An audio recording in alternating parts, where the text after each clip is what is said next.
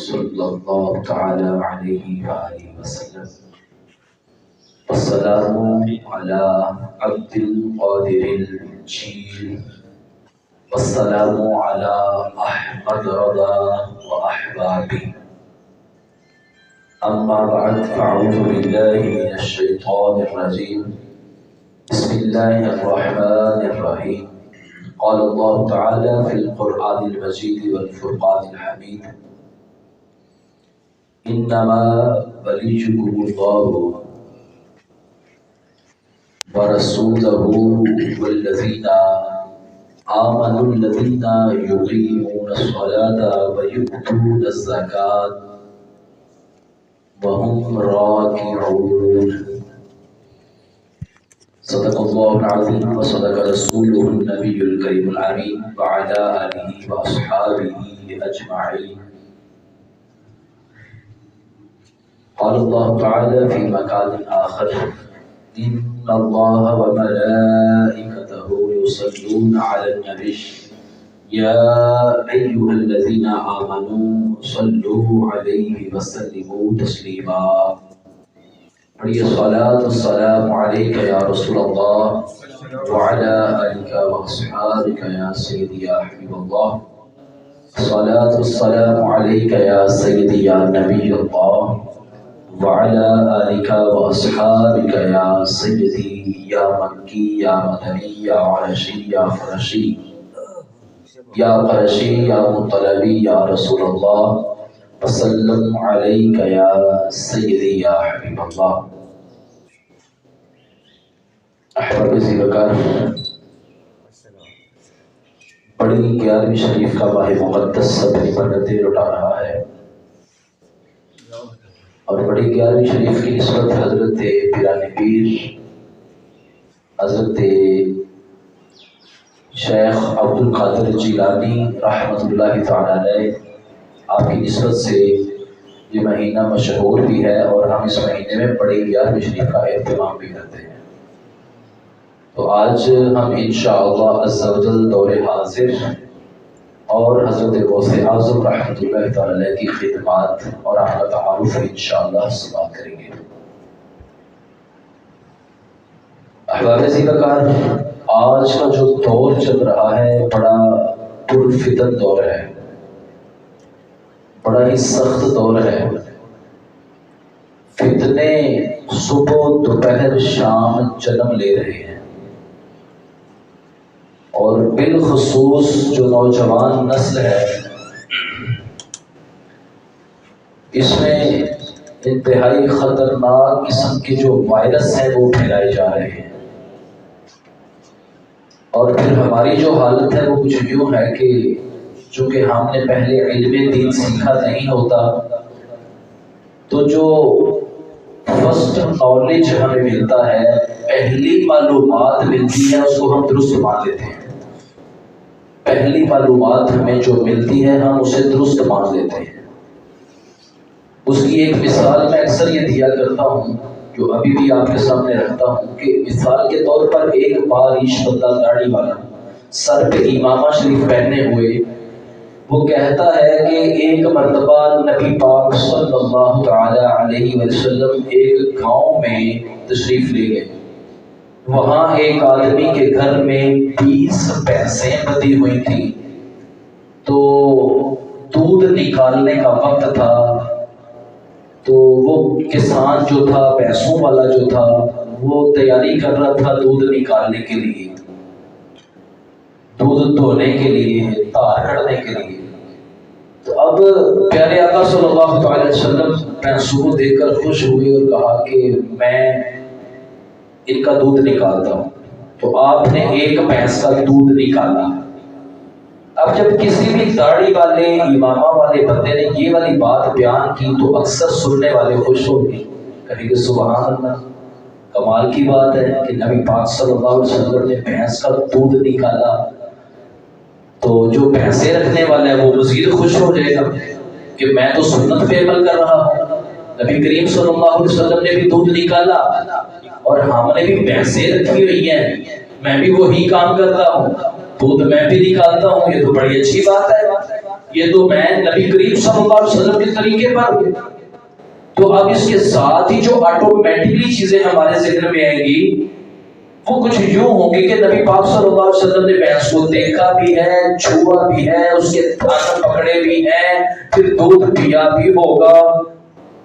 تو یاد رکھیے یہ سب کا سب غلط ہے۔ یہ میں نے مثال اس لیے دی کہ آپ پہنچ جائیں تھوڑا قریب اور اس کو صحیح سمجھ سکیں کہ جب پہلی بار ہم میں سے کوئی بھی بندہ یہ بات سنے گا نا تو اس کو صحیح مانے گا، اس کو غلط نہیں مانے گا، وہ اس پر سبحان اللہ کہے گا۔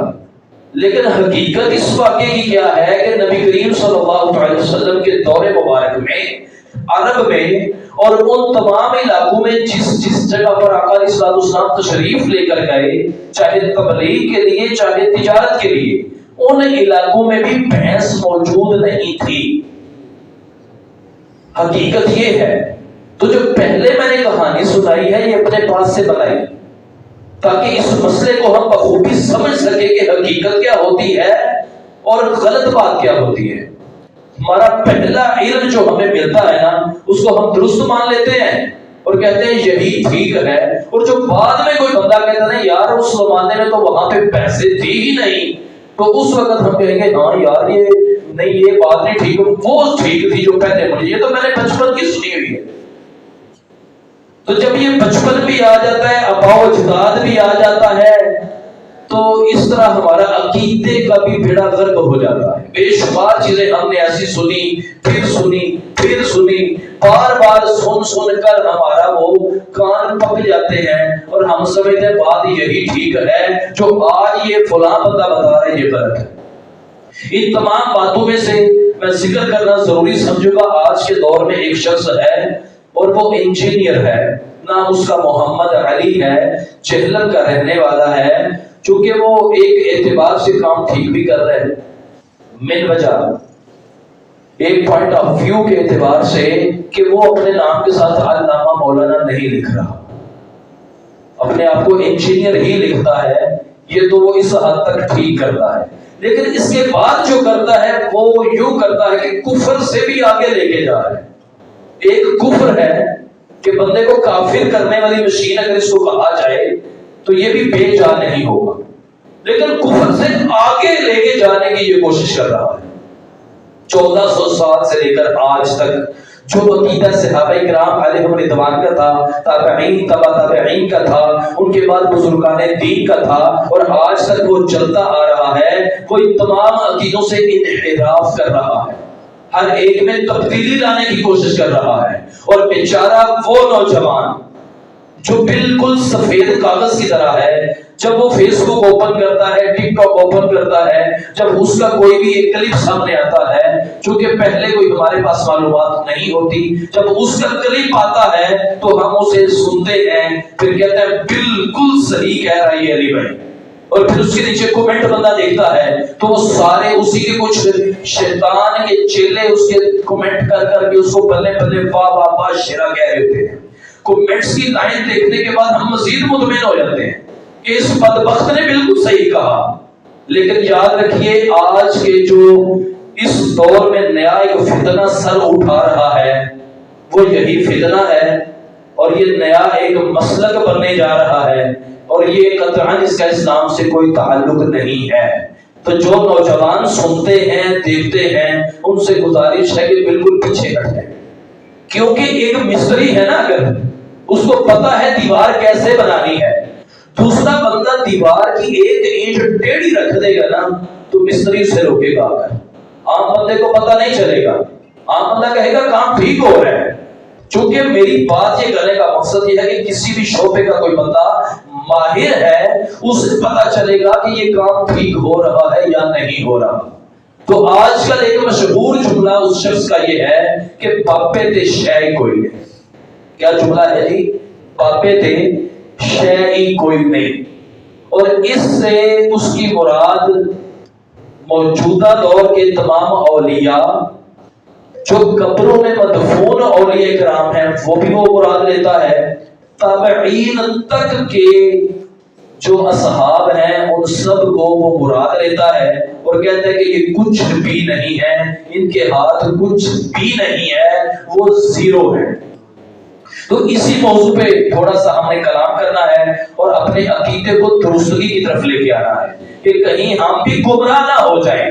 بات یہ ہے، میرا یہاں آنے کا، بیٹھنے کا، بات کرنے کا مقصد یہ ہے ہم نے گمراہی سے بچنا ہے۔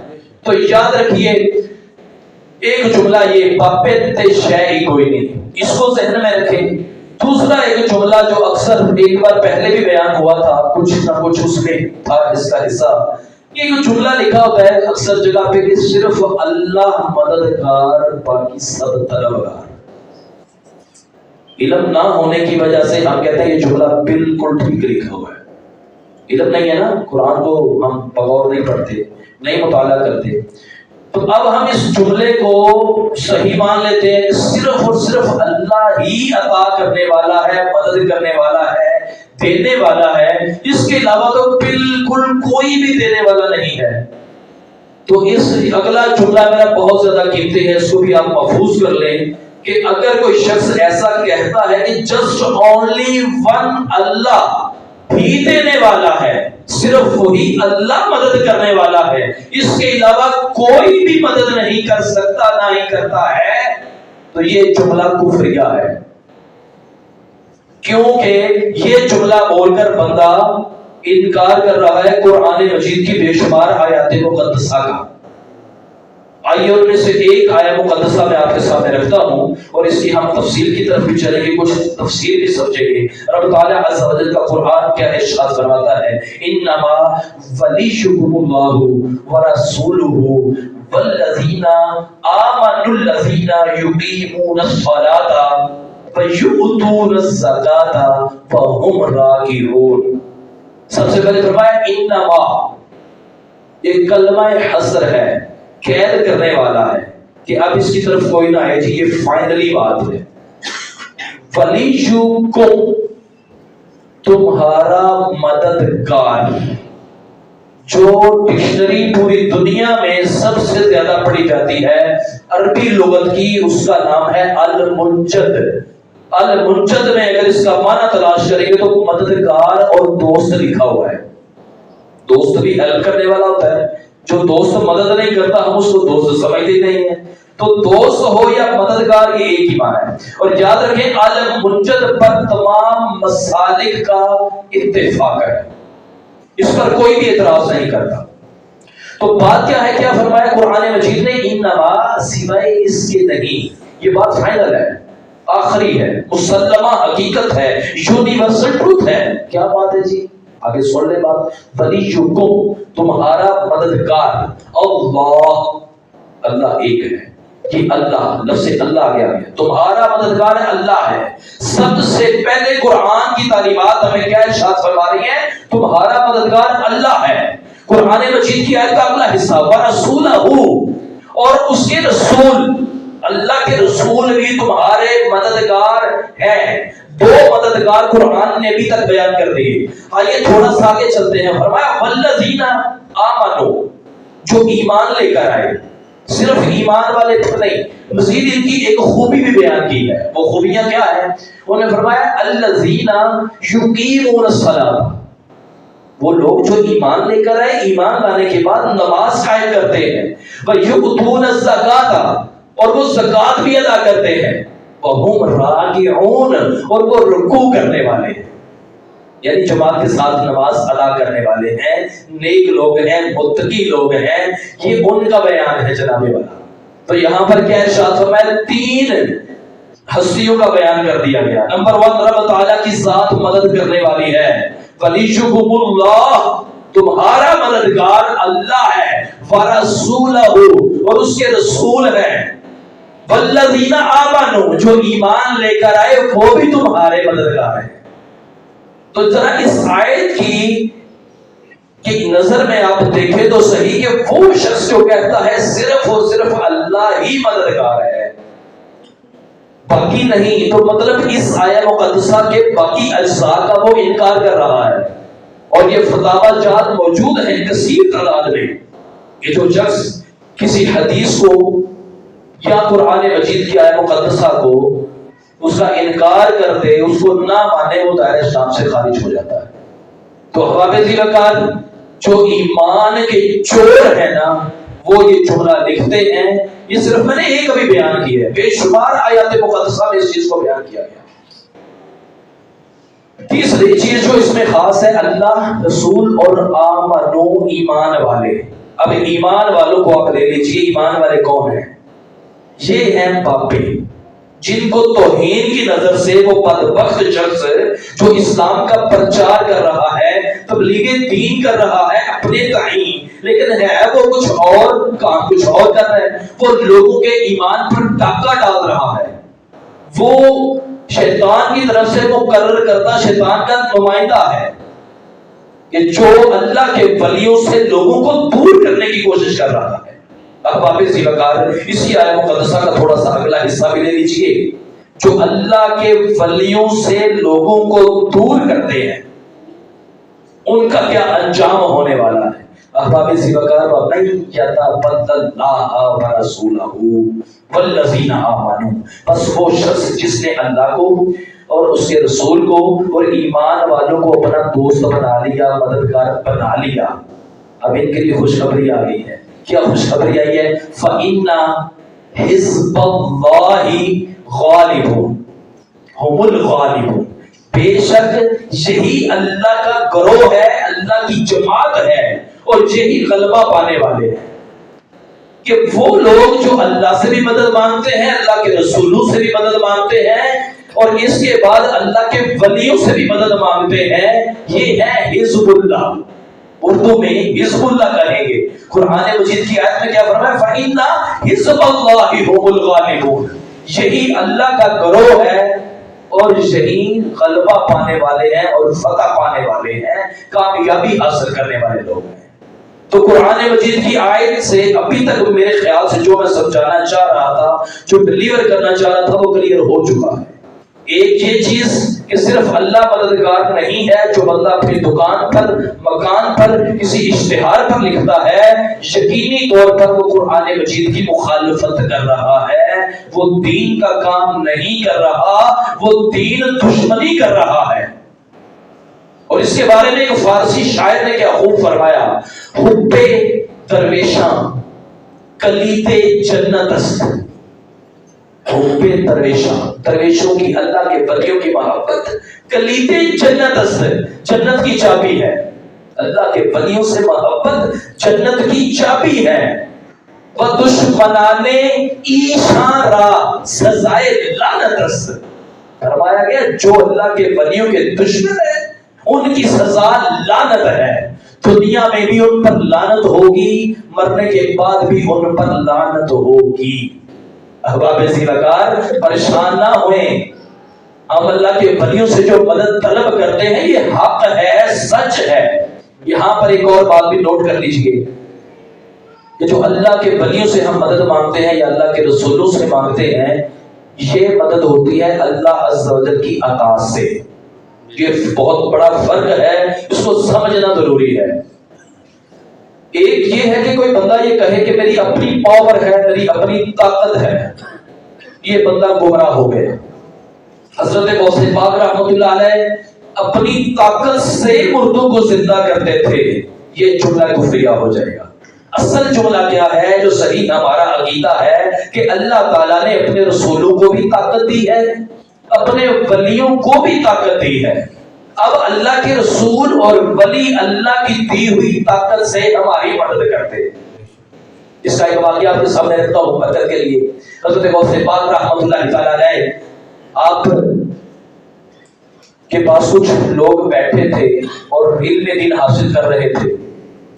حضرت غوث پاک رحمۃ اللہ علیہ کچھ محسوس کرتے ہیں اور اپنا لکڑی کا جوتا اٹھا کر پھینک دیتے ہیں، اور تھرو کتنی ہوتی ہے میری آپ کی کتنی تھرو ہوگی، کتنے میٹر تک جا سکتی ہے ہماری تھرو، اور بیٹھ کر تھرو کریں تو کتنی دور جائے گی، کھڑے ہو کر کریں تو کتنی دور جائے گی، دوڑ کر کریں تو پھر کتنی دور جائے گی۔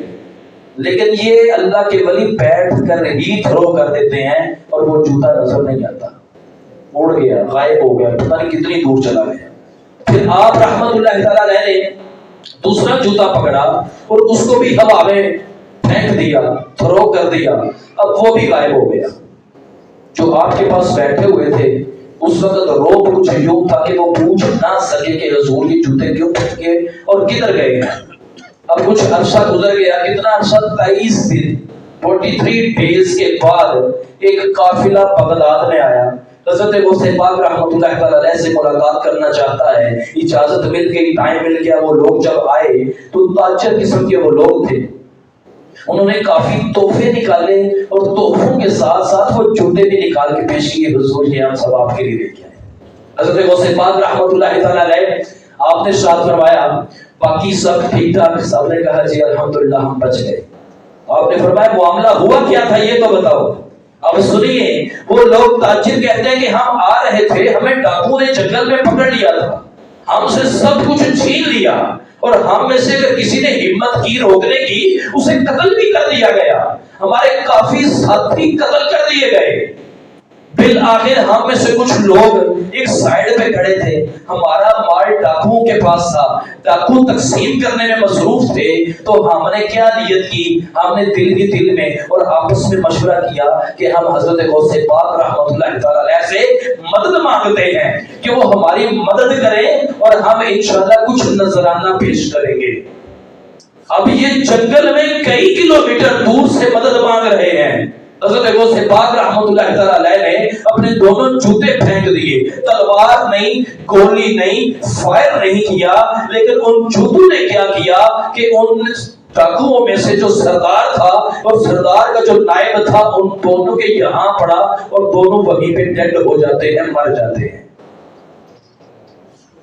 یہ ہے اللہ کے ولی کی طاقت۔ یہاں پہ شاید کسی کے ذہن میں وہی وسوسہ آئے، شیطانی وسوسہ، یہ تو ذہنی طور پہ امپاسبل لگتا ہے۔ تو جناب والا اگر یہ امپاسبل لگتا ہے تو پھر سمجھ لیجئے ہمیں سارا اسلام بھی امپاسبل نظر آئے گا۔ ہمیں حضرت سلیمان علیہ نبی علیہ السلام کے پاس بیٹھے ہوئے حضرت آصف بن برخیہ جنہوں نے پلک جھپکنے کے ٹائم تک ملکہ بلقیس کا تخت پیش کر دیا تھا، یہ قرآن بتا رہا ہے، یہ قرآن بتا رہا ہے، یہ چیز قرآن نے ہمیں سنائی ہے، بیان کی ہے۔ تو پھر تو وہ بھی مشکوک ہو جائے گا، پھر تو آپ کا اسلام ہی ختم ہو جائے گا۔ پھر وہی قرآن مجید کی آیات مقدسہ حضرت ابراہیم علیہ نبی کے نام علیہ السلام نے رس کیا، مولا مجھے تیری قدرت پہ شک نہیں ہے، بس اطمینان قلب کے لیے یہ چاہتا ہوں کہ مجھے دکھایا جائے کہ یا اللہ قیامت کے دن لوگ کیسے زندہ ہوں گے۔ تو رب تعالیٰ نے فرمایا اے ابراہیم 4 پرندے لے لو، ان کو ذبح کر دو، ان کی بوٹیاں مکس کر دو، سر علیحدہ کر دو، پر علیحدہ کر دو، پاؤں اتار کے علیحدہ کر دو، ان کا گوشت قیمہ کر کے مکس کر کے 4 حصے کرو، 4 پہاڑوں پہ رکھ دو۔ رکھ دیے، فرمایا اے ابراہیم اب ان میں سے ایک کو تم بلاؤ، اے ابراہیم تم بلاؤ۔ حضرت ابراہیم علیہ السلام نے ایک پرندے کو بلایا، کچھ بوٹیاں ادھر سے، کچھ ادھر سے، کچھ ادھر سے، کچھ چوتھے پہاڑ سے اڑتی ہیں، ملتی ہیں، آتی ہیں، پاؤں کو اپنے ساتھ جوڑتی ہیں، پر کو جوڑتی ہیں۔ قرآن مجید کی تفسیر پڑھا کرے خدا را، یہ ساری کہانی بڑی دلچسپ انداز میں قرآن مجید نے بیان کی ہے۔ آپ پھر اپنا سر خود ہی انہوں نے ساتھ جوڑا، پر جوڑے اور اڑتے ہوئے پرندے بن گئے، پہلے ایک، پھر دوسرا، پھر تیسرا، پھر چوتھا۔ یہ بھی بڑی نعرہ تکبیر، نعرہ رسالت، نعرہ حیدری۔ یہ بھی بڑی دلچسپ ایک علیحدہ گفتگو ہے کہ یہ 4 پرندے کون سے تھے، ان کی سلیکشن حضرت ابراہیم علیہ السلام نے کیوں کی، یہ انشاءاللہ کبھی پھر اس موضوع پہ ہم گفتگو کریں گے۔ بہرحال میری بات کرنے کا مقصد یہ ہے کہ جو بندہ یہ بکواس کرتا ہے کہ باپے تے شے ہی کوئی نہیں، اس پہ دنیا میں اور آخرت میں لعنت ہے اور ہوتی رہے گی ریگولر، کیونکہ اللہ کے ولیوں کو رب تعالیٰ اختیار عطا فرماتا ہے اور اسی اختیار کے زیر اثر اللہ کے ولی مدد بھی فرماتے ہیں۔ احباب زینکار صرف یہی نہیں، پیارے آقا صلی اللہ تعالی علیہ وسلم کا ایک ارشاد، یہ حدیث حسن ہے، صحیح احادیث کی ایک قسم حدیث حسن۔ یہاں پر مجھے زیادہ تجربہ تو نہیں منڈی جانے کا، منڈی میں اگر جائے نا تو 2 3 4 5 6 قسم کا فروٹ ملے گا، آم کا، مینگو، اگر ہمیں اس کی کوالٹیاں پوچھے نا تو شاید یہ 10 قسم کا آم ہمیں منڈی سے ملے گا، اور 10 کی 10 قسمیں اچھی ہوں گی، صاف ستھری پیٹیوں میں بند ہوں گی، اعلیٰ کوالٹی کا ہوگا۔ کچھ ٹھور ہوتا ہے شاید، کچھ لنگڑا ہوتا ہے۔ اب لنگڑے کی اپنی فوائد ہوتے ہیں، اپنی خصوصیات ہوتی ہیں، اور دوسرے تیسرے چوتھے کی سب کی اپنی اپنی ہوتی ہیں۔ اور ایک فروٹ ہوتا ہے گندا، جو کہ صحیح بکنے والا نہیں ہوتا، وہ کچھ پھیری والے لے جاتے ہیں گلی محلوں میں، بچوں کو دے دیا بس۔ تو جو اچھا آم ہے اس کی بھی اگر 5 یا 10 قسمیں ہو سکتی ہیں تو یاد رکھیں حدیث مبارکہ کی بھی اسی طرح 5 سے 6 احادیث ہیں جو مکمل طور پر تسلیم شدہ ہوتی ہیں۔ لیکن عام کچھ لوگ ایسے ہوتے ہیں، وہ کہتے ہیں تمہیں تو پتہ ہی نہیں ہے، یہ تو حدیث حسن ہے، اس سے تو ہم استدلال نہیں کر سکتے۔ لیکن پڑھے لکھے لوگ جانتے ہیں حدیث حسن سے بہترین استدلال ہوتا ہے۔ حدیث حسن میں کیا ہے؟ پیارے آقا صلی اللہ علیہ وسلم نے اپنے صحابہ کرام علیہ رضوان کو تعلیم دے رہے ہیں، اور اس دوران کیا ارشاد فرمایا، اے میرے صحابہ، تم میں سے اگر کوئی کسی جنگل میں، کسی صحرا میں اپنے آپ کو گم کر پائے، یعنی رستہ بھول جائے، تو اس وقت تم نے اللہ کے بندوں سے مدد مانگنی ہے۔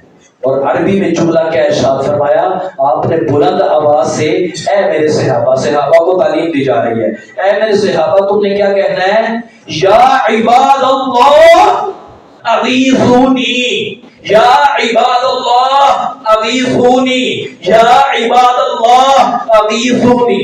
چاروں طرف منہ کر کے تم نے کہنا ہے، اے میرے صحابہ تم نے کہنا ہے کہ اے اللہ کے بندوں میری مدد کرو، اے اللہ کے بندوں میری مدد کرو، اے اللہ کے بندوں میری مدد کرو۔ پوری ذمہ داری کے ساتھ حدیث پر آپ کے سامنے رکھ رہا ہوں۔ پیارے آقا صلی اللہ علیہ وسلم نے اس کی تعلیم اپنی امت کو، اپنے صحابہ کرام علیہ رضوان کو دی ہے کہ تم نے اللہ کے بندوں سے مانگنا ہے، ان سے ہیلپ لینی ہے، مدد مانگنی ہے۔ تو یہاں آج کے دور میں 2023 میں اگر کوئی عقل کا اندھا، کوئی اجہل الجاہل یہ جملہ بولے باپے تے شے کوئی نہیں، وہ بھی گمراہ ہے، اس کو دیکھنا اس کو سننا جائز قطعاً نہیں ہوگا۔ اور دوسرے وہ شخص جو دیوار پہ لکھ دیتا ہے کہ صرف اللہ مددگار ہے، اس کے علاوہ کوئی بھی مددگار نہیں ہے، تو وہ بھی جاہل ہے اور بے وقوف ہے۔ آئیے اللہ کے ولی مدد کرتے رہے، اور جب تاریخ کے اوراق آپ کھولیں گے نا تو آنکھیں بھی کھل جائیں گی۔ پچھلے جمعہ میں ذکر کر رہا تھا حضرت سلطان صلاح الدین ایوبی رحمۃ اللہ تعالی علیہ، آپ نے جب بیت المقدس کو فتح کیا تھا تو ایک بھی قتل نہیں کیا تھا۔ یہ جملہ پچھلے جمعہ میں نے بیان کیا۔ احباب ذی وقار، جب یہ فوج حضرت سلطان صلاح الدین ایوبی رحمۃ اللہ علیہ لے کے نکلے تھے نا، تو اب اس کی فوج کے جو کمانڈر تھے وہ کون تھے؟ دستے بنائے ہوئے تھے، ہر دستے میں کچھ سرپرست ہوتے ہیں، ان کی ذمہ داریاں ہوتی ہیں، تم نے یہ کرنا ہے، تم نے یہ کرنا ہے، تم نے یہ کرنا ہے، ہر ایک کی ذمہ داریاں ڈیوٹیاں لگائی ہوتی ہیں۔ احباب ذی وقار، تاریخ شور کر رہی ہے اور بتا رہی ہے کہ اے اہل علم، اے اہل ادب، سنو، حضرت سلطان صلاح الدین ایوبی کے دستوں بازو، فوج کے کمانڈر، پہلی صفوں میں لڑنے والے وہ تمام لوگ تھے جو حضرت غوث پاک رحمت اللہ تعالی علیہ کے اپنے شاگرد تھے۔ علم دین بھی پڑھایا، ان کو مشقیں بھی کروائی، لڑنے کے طریقے بھی سکھائے، اور یوں سمجھ لیجیے خفیہ ایجنسی کے طور پر آج کل پاکستان کی ISI کا متبادل سمجھ لیجیے، حضرت غوث پاک رحمت اللہ علیہ نے ایسے لوگ پیدا کیے ہوئے تھے۔ وہ دور دراز علاقوں میں چلے گئے، امامت خطابت کر رہے ہیں، لیکن در حقیقت بہت بڑی جاسوسی بھی کر رہے ہیں، اسلام کا کام بھی کر رہے ہیں، فوجیوں کا کام بھی کر رہے ہیں، اور فوجی ان کے انڈر بیت المقدس کو، فلسطین کو فتح کرنے کے لیے بھی گئے ہوئے ہیں۔ اللہ کے ولی جسمانی طور پر بھی روحانی طور پر بھی مدد فرماتے ہیں۔ تو احباب ذی وقار، ایسا کوئی بھی بندہ، ایک بار پھر بھی یہ جملہ ریپیٹ کر رہا ہوں کہ جو شخص آپ کے ایمان پر ڈاکہ ڈالے، شیطان کا پیروکار آپ کا ایمان خراب کرنا چاہے، نوجوان اسپیشلی جو فیس بک اور ٹک ٹاک استعمال کرتے ہیں، خدا را ان گندے لوگوں سے بچ کر رہی ہے، ایمان ضائع ہو جائے گا۔ پھر جب وہ حضرت اسرائیل علی نبینا علیہ السلام آئیں گے، روح ہماری قبض ہو جائے گی، تو ذائقۃ الموت، موت کا ذائقہ چکھتے جائیں گے، فوراً پتہ چل جائے گا کہ میں کتنے پانی میں ہوں۔ تو یاد رکھیے صحابہ کرام علیہم الرضوان جب بیمار ہوتے تھے نا تو چلے جاتے تھے حضرت صفیہ رضی اللہ تعالی عنہا کے گھر، نبی پاک علیہ السلام کی زوجہ کے پاس، کہ ہمارا بچہ بیمار ہو گیا، ہمارا فلاں بیمار ہو گیا ہے، تو آپ یوں کیجئے کہ اس کا علاج فرما دیجئے۔ تو حضرت سیدہ حفصہ رضی اللہ تعالیٰ عنہ، صفیہ رضی اللہ تعالیٰ عنہ، ان کے پاس آقا علیہ السلام کے تبرکات تھے۔ قمیص مبارک نکالی جاتی، کف کا حصہ پانی میں ڈبویا جاتا، نکالا جاتا اور وہ پانی دے دیا جاتا، جاؤ اپنے مریض کو پلاؤ، شفا پائے گا۔ نبی پاک صلی اللہ علیہ وسلم کی قمیص شفا دیتی تھی۔ ایسے ہی آقا علیہ السلام کی جسم کے ساتھ جو بھی ٹچ ہوا، آپ نے جس چیز کو استعمال کیا، وہ ساری برکت والی چیزیں ہیں۔ تو احباب زیوکار، مجھے امید ہے کہ جو میں ڈلیور کرنا چاہتا تھا وہ ہمارا مکمل ہو گیا ہے، اور جو ہماری ایک بات، جو ہمارا 24 گھنٹے دل دھڑکتا ہے اپنے فلسطینی بھائیوں کے لیے، میں دعا کرتا ہوں کہ رب تعالیٰ حضرت غوث پاک رحمۃ اللہ تعالیٰ علیہ کے شاگردوں میں سے، آپ کے مریدوں میں سے، آپ کے دیوانوں میں سے کوئی ایسا دیوانہ آج بھی اٹھے جو جا کر فلسطینیوں کی مدد کرے۔ وگرنہ حالت یہ ہے کہ سعد رضوی صاحب تحریک لبیک کے جو اس وقت چیئرمین ہیں، ان کا پچھلے جمعے کا جو خطاب تھا اس میں فرما رہے تھے کہ اگر وہ جن کی یہ ذمہ داری ہے وہ نہیں کر سکتے تو وہ پردیاں اتار کے ہمیں دے دیں، ہم شام تک یا تو مر جائیں گے یا پھر ان کے ٹکڑے کر دیں گے۔ ہونا یوں ہی چاہیے، الجہاد ہونا چاہیے، جہاد کی ضرورت ہے، یہ وقت کی ضرورت ہے۔ رب تعالی عز و جل ہمیں عمل کی توفیق عطا فرمائے، اڑنے کے لیے، شہدائے فلسطین کے لیے دعا کرنے کی توفیق عطا فرمائے، آمین بجاہ نبی الامین۔